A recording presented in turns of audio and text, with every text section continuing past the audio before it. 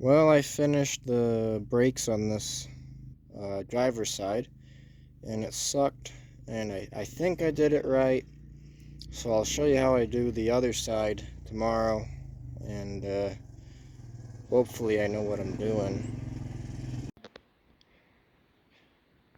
I was editing the video about my brake job last night, and I seem to have forgotten showing taking off the hub and the wheels and stuff. So all you gotta do is jack it up, obviously, pull your tires off, and then you take out these bolts around there and slide the axle out and set it somewhere clean. And then you take out that retainer clip that would sit on top of the lock nut in a slot, and then you just undo that, which is a 2 9/16. And then once that is undone, try to slide your drum off. If it doesn't come off, there's an adjustment back here, that little black tab. Pull that out and then back off the brake adjuster a bit, and then it should slide right off. If not, your e-brake is probably on. And on that side, I was whacking on it with a hammer for probably 45 minutes and screwing around, and it turns out my e-brake was just on. When I turned off the e-brake, it just came right off. So don't be an idiot like me. I decided I'm going to do the brakes on the passenger side tonight.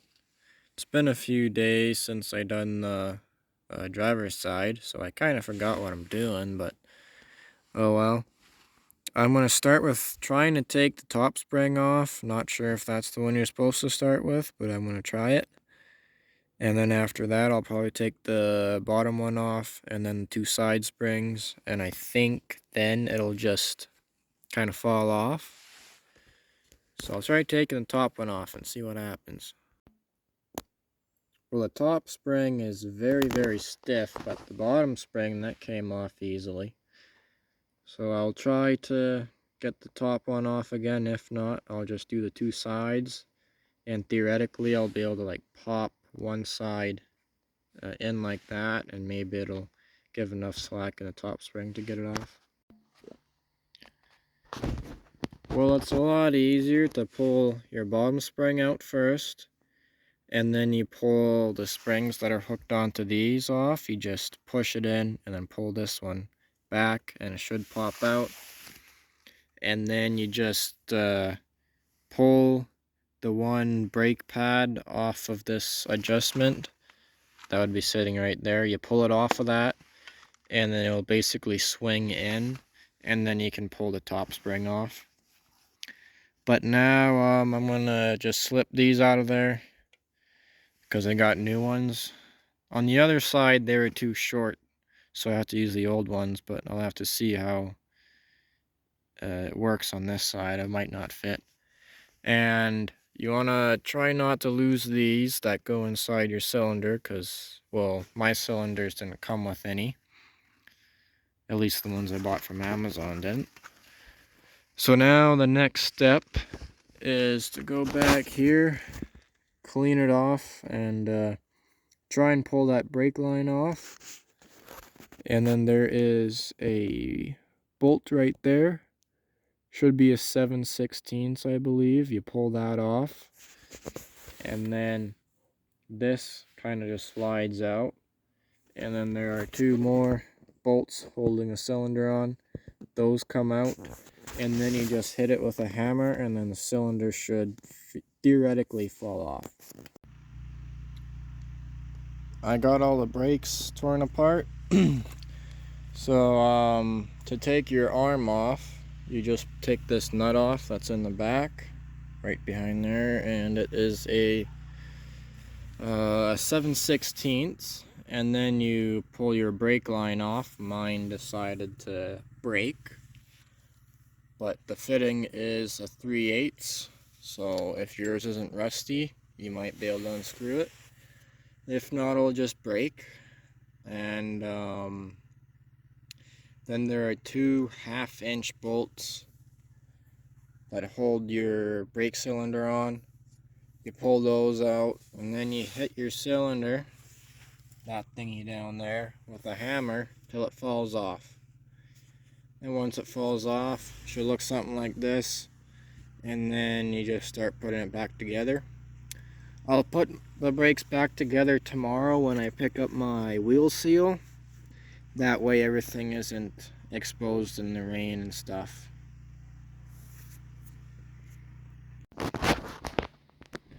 I got that bolted down, and now the next part is, or the next step is to put that thingy back on.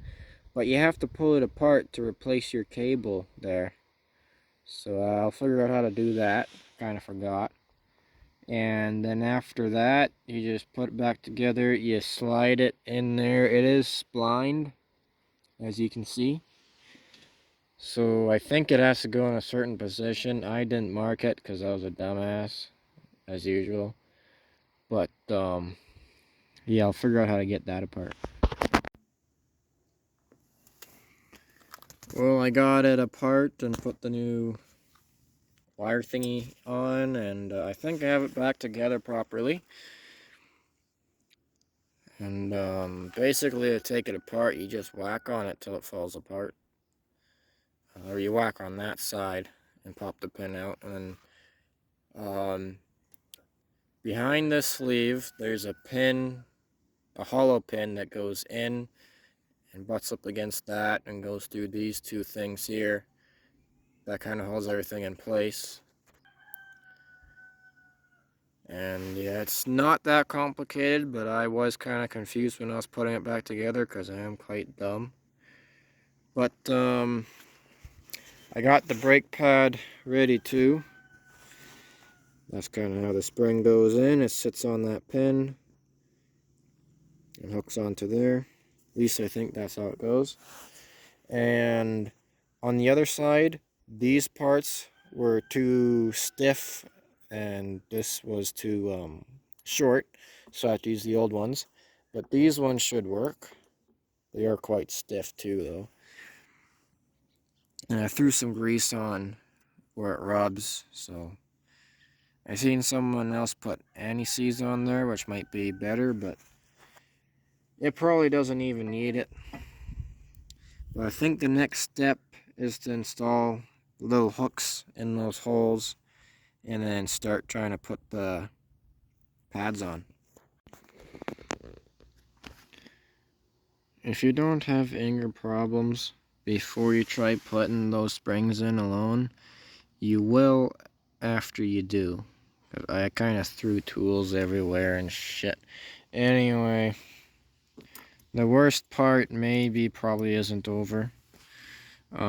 This little spring, or long but thin spring, pretty sure it goes on the bottom. It's not that hard to get on. The top one is probably a pain in the ass, so I'm gonna try getting that on, but as you can see, those are how the springs go on. And that little toy goes on like that.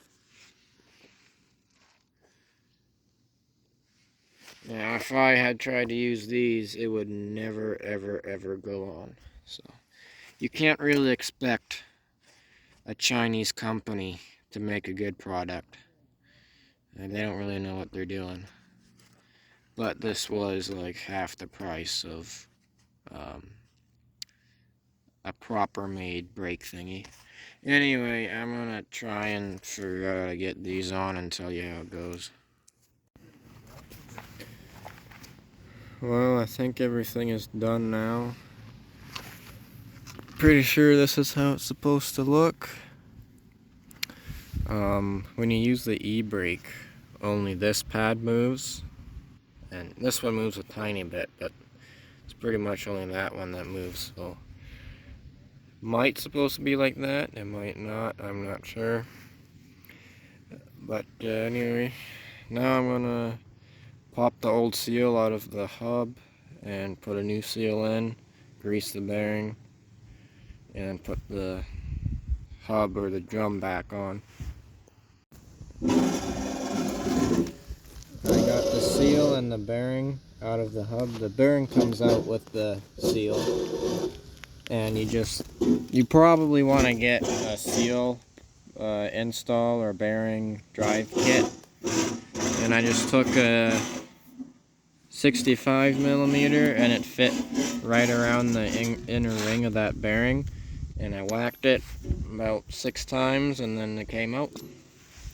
There's not really any other way to get it out without a proper seal extractor, so whacking it out from this side works. Now I'm just going to clean the drum really good, make sure it's spotless, and then clean the bearing and set the bearing in, and then drive a new seal in. I cleaned out the inside of the drum, and I put some grease on the bearing on both sides. And some people say not to grease the bearing, some people say that you should, so I just greased it because I don't think any oil is going to hit it, so grease is probably a good idea. Anyway, now I'm going to throw that seal in, and I think you just drive it down till it bottoms out on this lip right there. I got the seal installed. I put some grease around the outside edge of the seal so then it slid in a bit better, and then I just used the tip of this to go around the outside edge where it's the strongest. You don't want to go here because then you'll bend it. Just around the outside edge until it gets seated down about 2 millimeters, and then it probably won't go any farther. So now I'm just going to lift it up, slide it on there, and adjust the brakes to the point where it's adjusted but not adjusted so much that it's grabbing the drum. You just want to back it off when it starts to touch the drum, and then it should self-adjust. I don't really know what I'm talking about, so I'm just going to throw stuff together now. Well, the drum is on there now. I adjusted the brake adjuster thing till I couldn't get the drum on. Then I backed off a couple turns and then it fit, so I left it at that. Now I'm going to clean out the edge here, grease or clean and then grease the other bearing, slide it in, and then put the nut on, and then I got to figure out how much I got to tighten that. I slid the hub on, put some grease on the bearing, slid the bearing in there, and you have to kind of lift this up a little bit to get it to slide all the way in. Then I put this nut on, and you're going to need a 2 9/16 for this Dana 70. And I tightened it as hard as I could by hand. I took this thingy and I tightened it as much as I possibly could while spinning the drum, and then I backed it off a little bit to where it was loose, and then I hand tightened it as much as I could. Then I grabbed just on the end and kind of tightened it about that much, and there's no play in there or anything, so it should be okay. That's what you do on a logging truck. It might not be the same on the pickup, but we're just gonna leave it like that. And when I start driving it, I'll hop out after a few minutes, 10 minutes maybe, and feel around here. If it's hot, that means there's too much pressure on the bearings. But you should probably do your own research, because I'm kind of a dumbass. If I figure out that it's too tight, I'll write that in the comments, but I'm pretty sure this is going to be okay.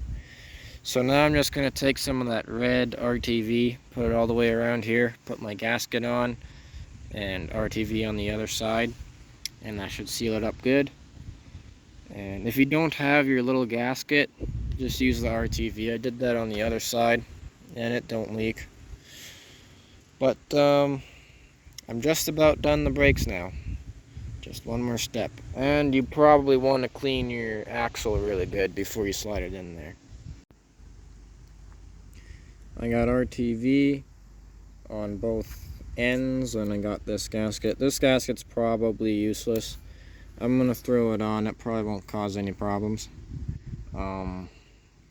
So yeah, just going to slide it in there, turn it until it slips in, and then you can just turn your diff or whatever's easiest to get it to line up properly with these holes there.